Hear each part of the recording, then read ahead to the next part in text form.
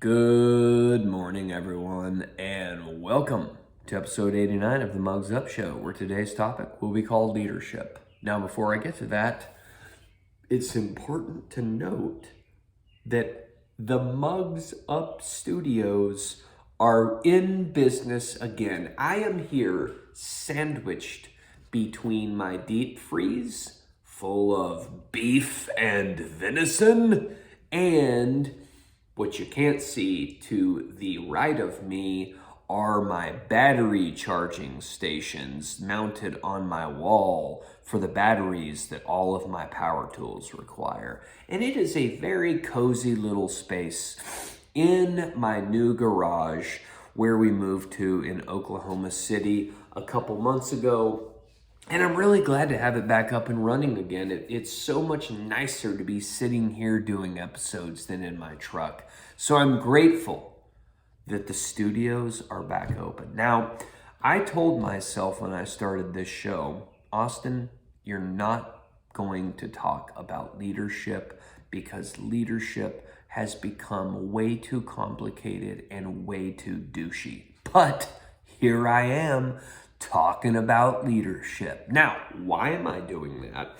Because there is this really cool fucking dude from Shattuck, Oklahoma that I've gotten to know a little bit over the past few years. His name is Keith Orr, and he messaged me on Facebook, and he said, "Hey, Austin, I'd like to hear you talk about leadership. Some of your episodes kind of seem to be leadership type stuff, but you never really officially talk about it. And I'd like to hear you talk about it, see what you had to say about it."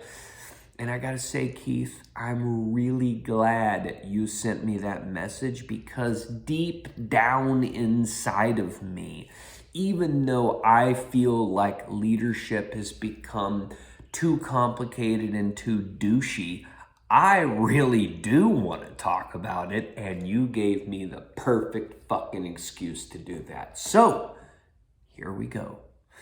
This is going to be a series of episodes. There are several little single specific leadership qualities, traits, skills, whatever you want to call them, that I want to talk about. I have a whole list of them.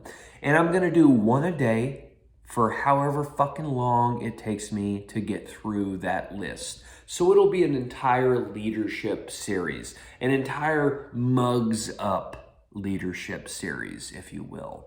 Today, what I'm going to do is I'm going to talk to you about where my leadership skills came from. And I'm going to tell you 4 things that people think are necessary to becoming a good leader that I do not think are necessary, that I do not do, and that I would never recommend you do.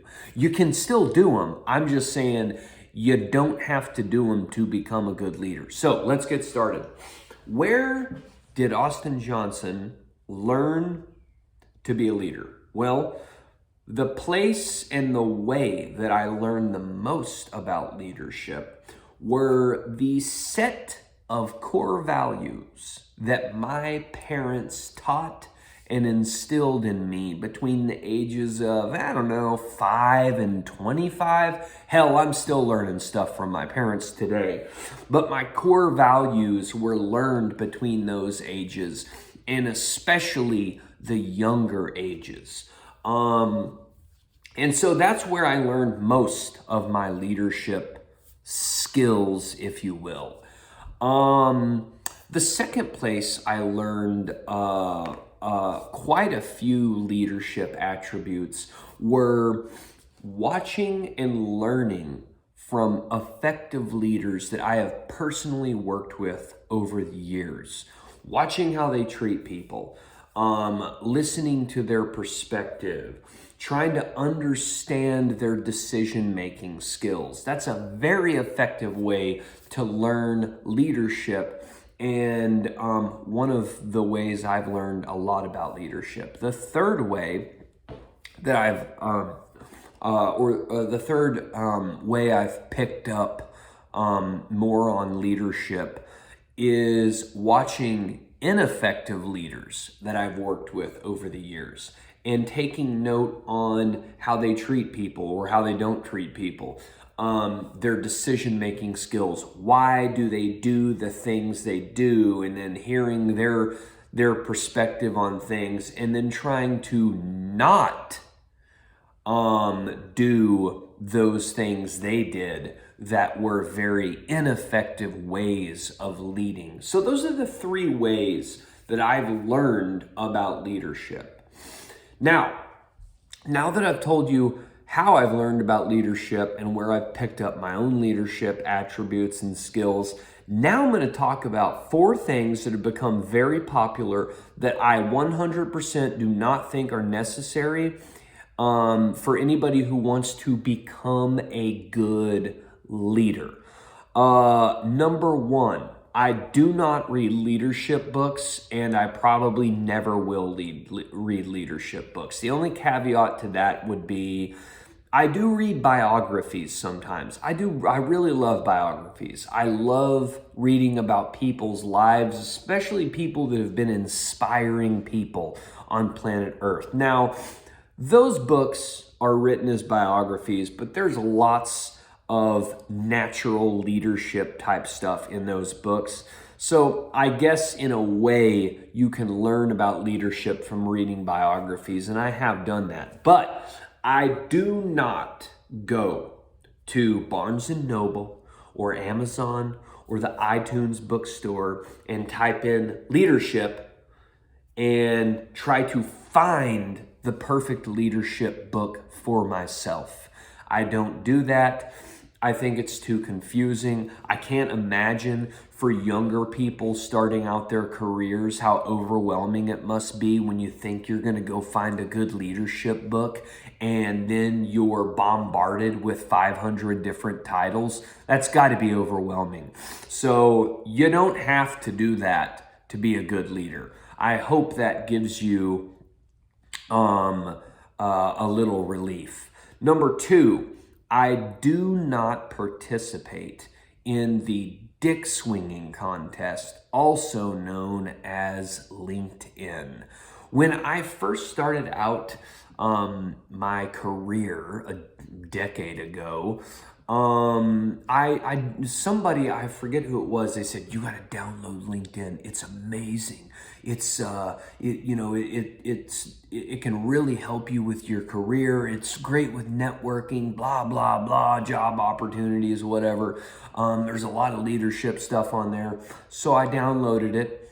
And I thought it was kind of cool in the beginning, but over the years, it has just become absolutely douchey, in my opinion.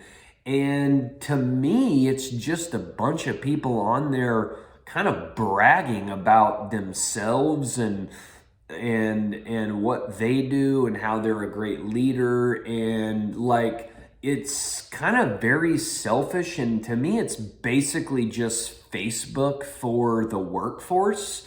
And I don't really see the point in it anymore.